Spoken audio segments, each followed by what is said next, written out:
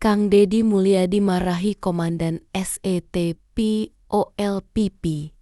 karena makan gaji buta. Di balik dinding tebal, rumah dinas megah di tengah Jakarta. Suara teriakan menggelegar, mengguncang ruang tamu. Kang Deddy, seorang pejabat tinggi gubernur, menatap tajam ke arah Komandan Satpol PP, Dimas, yang duduk dengan santai di sofa kulit mahal sambil menggulir layar ponselnya. Kamu pikir kerja itu cuma datang, duduk, lalu pulang? Gaji kamu itu pakai uang rakyat, bentaknya. Telunjuknya hampir menusuk dada Dimas. Dimas mendengus. Ya ilah Pak, semua juga begitu. Lagian, aku kan dapat jabatan juga, tanpa campur tangan Bapak. Emangnya kenapa sih? Sekarang baru marah. Kalimat itu seperti menusuk ulu hati Kang Deddy. Dadanya naik turun, napasnya berat.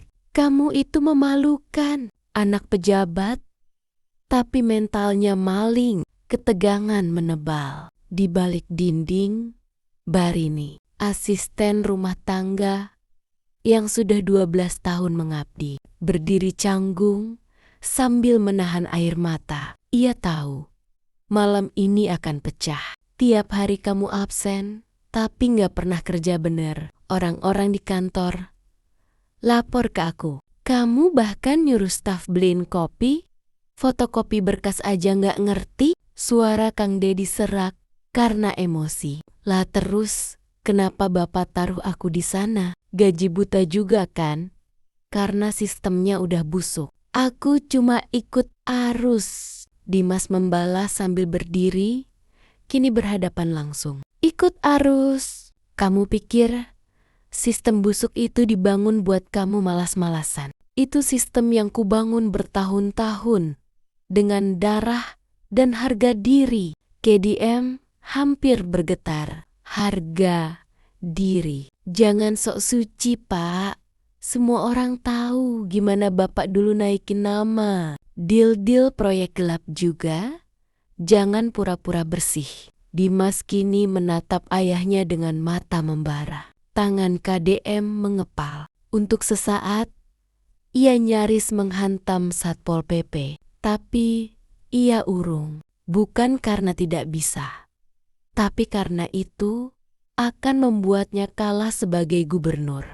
Kalau kamu tahu aku dulu kotor, kenapa kamu malah ikuti jejak yang paling jahat? Seharusnya kamu jadi lebih baik, bukan makin busuk. Dimas diam, tapi dari matanya jelas ada dendam lama yang belum tuntas. Bapak nggak pernah ada buat aku. Yang Bapak urus cuma karier, pencitraan, dan pangkat. Aku cuma pelengkap aja. Suasana mendadak sunyi. KDM tertegun. Luka itu ternyata masih dalam. Luka yang dia kira tertutup oleh sekolah mahal dan mobil mewah. Aku cuma pengen Bapak lihat aku, tapi semua yang aku lakukan selalu salah. Suara Dimas mulai pecah, tapi wajahnya tetap keras. Dan kamu pikir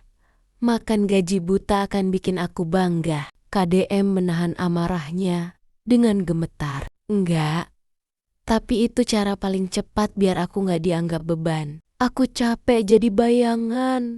Tiba-tiba Dimas melemparkan ponselnya ke lantai. Retakan layar seperti gema keretakan. Hubungan mereka yang sudah bertahun-tahun tak pernah dibenahi. Aku muak jadi boneka pejabat. Bapak pasang aku di kantor bukan karena percaya aku bisa, tapi karena takut aku malu-maluin nama. Jerit Dimas. KDM melangkah maju. Kini benar-benar di depan wajah anaknya. Dan kamu berhasil. Kamu bikin aku malu di depan semua orang. Karyawanmu lebih pintar dari kamu.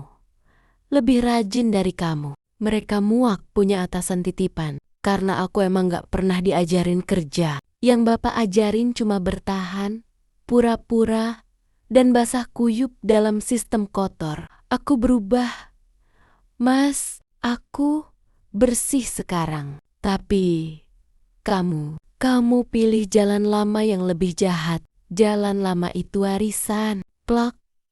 Tangan Kang Dedi akhirnya melayang. Bukan keras, tapi cukup untuk membuat Dimas terdiam. Semua energi di ruangan seperti menguap. Air mata menetes dari pipi KDM. Kamu nggak tahu rasanya melihat anak sendiri tumbuh jadi sesuatu yang kau sesali. Dimas pun menangis. Bukan karena tamparan, tapi karena hancurnya harapan untuk bisa diakui, untuk bisa merasa cukup. Selama ini, aku nunggu, tapi yang datang cuma aturan, tekanan, dan citra keluarga. Aku nggak pernah ngerti arti rumah. KDM terduduk di sofa, tubuhnya limbung. Aku kira dengan memberimu posisi, hidupmu akan mudah. Aku kira itu hadiah. Ternyata kutukan. Suasana kembali hening. Mbak Rini akhirnya masuk dengan ragu. Maaf Pak, Mas, makan malamnya udah dingin, katanya pelan. Dengan suara serak menahan tangis. KDM dan Dimas saling pandang. Mata mereka masih tajam. Tapi kini tidak saling menyerang. Ada luka, tapi juga pengakuan. Ada duka, tapi juga awal dari pengampunan. Dan malam itu, untuk pertama kalinya, mereka makan bersama. Bukan sebagai pejabat dan pewaris, tapi sebagai dua manusia yang akhirnya saling melihat. Setelah bertahan-tahan, hanya menjadi bayangan. Kalau kamu butuh cerita ini dikembangkan, jadi naskah film pendek, monolog teater, atau konten visual buat video, tinggal bilang aja. Mau dibikin versi lucu atau tragis juga bisa. Malam itu dingin, tapi bukan karena cuaca. Dingin yang menyelinap di sela-sela sendok dan piring adalah dingin dari hati yang beku. Bertahun-tahun, suara dentingan sendok pelan terdengar seperti denting jarum. Jam yang akhirnya mulai bergerak. Mas, kamu masih mau lanjut kerja di kementerian itu? Tanya KDM lirih sambil menatap nasi dingin di piringnya. Dimas tak langsung menjawab. Matanya menerawang jauh, seolah melihat dirinya di antara lorong-lorong kantor. Duduk di kursi empuk, tapi kosong, hampa. Aku nggak tahu Pak, kalau aku keluar, semua orang bakal bilang aku gagal. Tapi kalau aku bertahan, aku ngerasa kayak mayat hidup. Jawabnya pelan. KDM mengangguk pelan. Lebih baik gagal karena memilih jalan sendiri daripada bertahan di jalan yang membusukimu. Kata-kata itu menohok. Dimas tidak menyangka kalimat itu keluar dari mulut gubernur. Biasanya semua keputusan harus rapih, harus tampak baik. Bapak nggak takut kehilangan muka? Tanya Dimas setengah menantang. Aku sudah kehilangan muka, Mas. Sejak melihat anakku sendiri hidup tanpa arah. Karena aku, hening kembali merayap. Tapi bukan hening yang menyeramkan. Ini adalah hening dari dua hati yang mulai bicara jujur tanpa politik, tanpa pencitraan. Jadi, kalau aku berhenti,